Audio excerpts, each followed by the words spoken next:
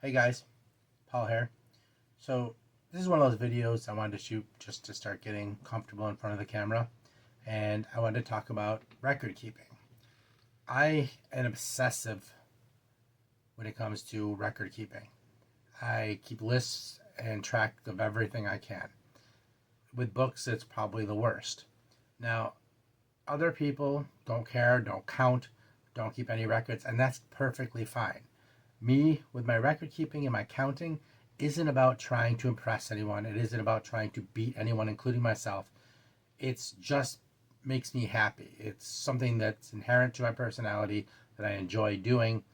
And honestly, it's like a meta to the hobby.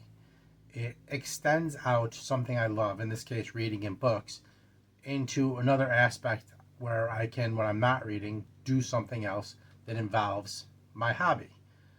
Like I said, I'm kind of obsessive about it. I'm one of those people who literally, no joke, has a list of lists. So when I finish a list, I can cross that list off my list.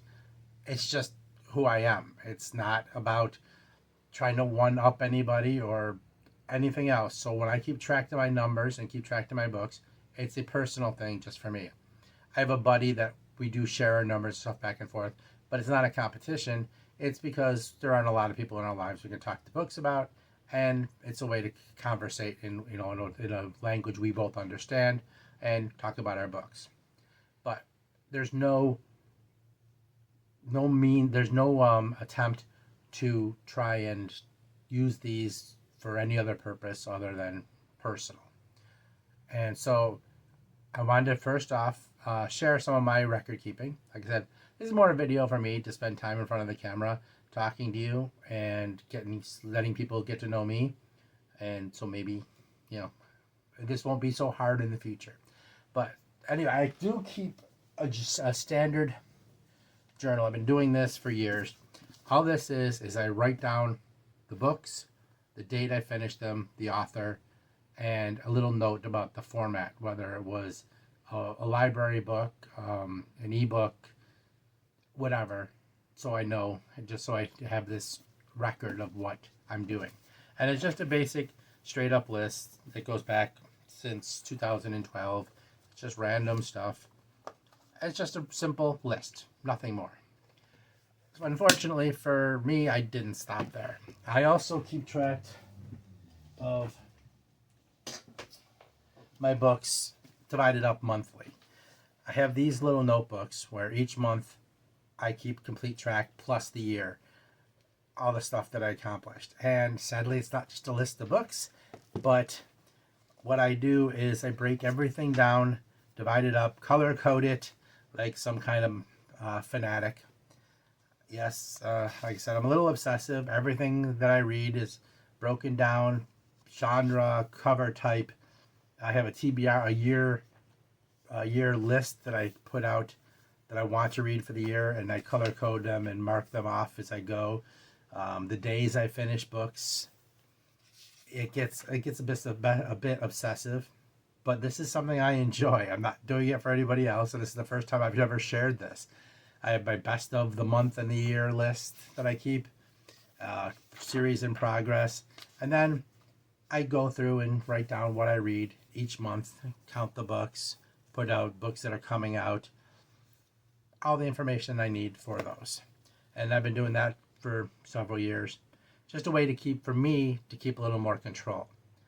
Sadly, I've extended upon that even further. I have now, I'm keeping track of what's called a passport. I started this year doing a thing where I'm marking off and listing books by state and country, trying to see if I can visit all 50 states in a book and how many countries I can go to, with maps and everything included, so that I can, just for the hell of it, because again, I'm obsessive. I know, but anyways, it's, for me, it's fun. I haven't I'm way behind. I gotta go back and mark this off. It's been a busy week, but yeah, I mark off the states as I finish the book. This is something, like I said, I just started this year, so I'm working on. It's a work in progress, but it's another way to keep track. I even have a notebook where I keep track of the books I want to buy. Look, Tim. Hi, Tim. In any case, like I said, this is a me thing, and it's by no means at all necessary. If you do not keep track of anything, if you do not count anything, that's perfectly fine. That's what makes you happy. This is just this place of joy for me to go when I'm not reading. I've always kept records of everything. I had a notebook for every sport at every level. I mean, literally like a football notebook with every with football, pro football, college football, arena football. They kept records of everything, every sport. This is just my nature. I record keep. It's fun for me. So when I count books, when I keep track of how many I've read for a year or a month, and I know all this, I don't care what anybody else thinks. I don't even care if you know. It's just a me thing. It's just for me. So that's one of the things I just wanted to bring up and share. Like I said, to talk to you guys, talk to the camera, get used to being here in this space. So if I'd love to hear from you about how you record keep. Do you record keep? Do you count? Do you care? If you don't, that's great. It frees your mind up for other things. For me, I have a kind of obsessive personality, and so this is one of the things I do. I love my hobby, and I want to extend it out into other areas. There isn't a lot of things you can do when you're reading, either reading or book collecting. You can rearrange your shelves, you can research online, but other than that, it's not like you have a whole bunch of different things you can do. This adds to my enjoyment. It adds to extend the hobby into meta space. That's all. So tell me I'm nuts. Go ahead. Feel free to in the comments tell me I'm crazy. I need therapy. Or tell me how you record keep. Tell me what you do that's obsessive and fun for you to do. Tell me how you keep track or not keep track. I want to hear different people's opinion. I want to know if I am crazy. I mean, I don't get to talk to a lot of people about books. It's why I'm doing BookTube, why I'm doing YouTube, so that I can find out more about other people's hobby, other people's reading books, how they come across the hobby and what they do with it. I want to know. Talk to me. The other part I want to talk about is one of the other ways I record keep is I've been on Goodreads again since 2012. That's when I really started record keeping everything. I got obsessive about it. And so, as we all know, Goodreads has its problems. It's old and rickety, and the search engine's terrible. It hasn't been updated in so long that I'm surprised it even holds itself up. So I wanted to try something else. And I went and did a 5-month experiment by joining Storygraph. And I wanted to talk to you about the difference between Storygraph and Goodreads and my experience with it.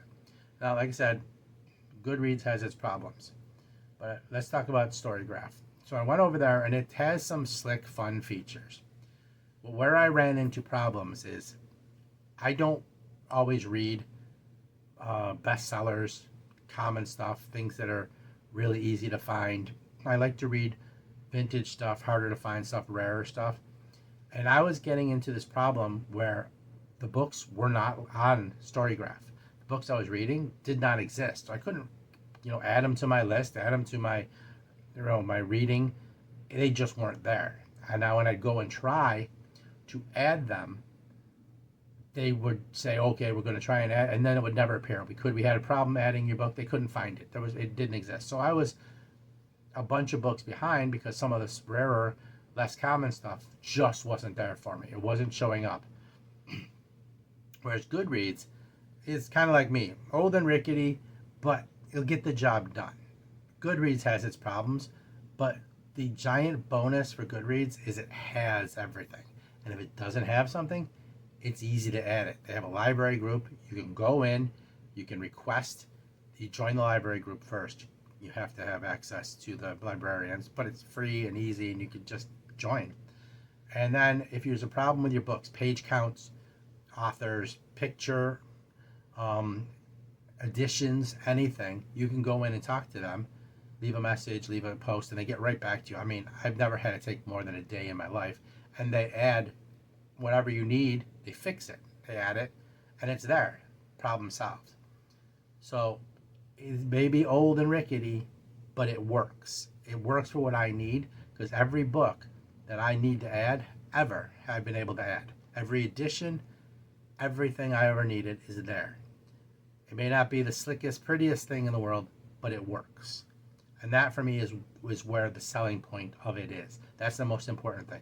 Keeping track of the books. The extras, then the being slick and the little things they can do to make it prettier, and that's not as important as having good record keeping.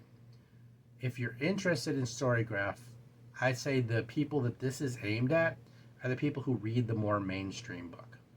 If you're constantly reading bestsellers and not, going outside the mainstream zone, if you read stuff you can find easily at Barnes and Noble and not hunting through used, dirty, old, dusty bookstores like some of me and my friends do, then you're probably okay. This is great for you. Storygraph is fantastic if you read mainstream, easy to find Barnes and Noble, Amazon books.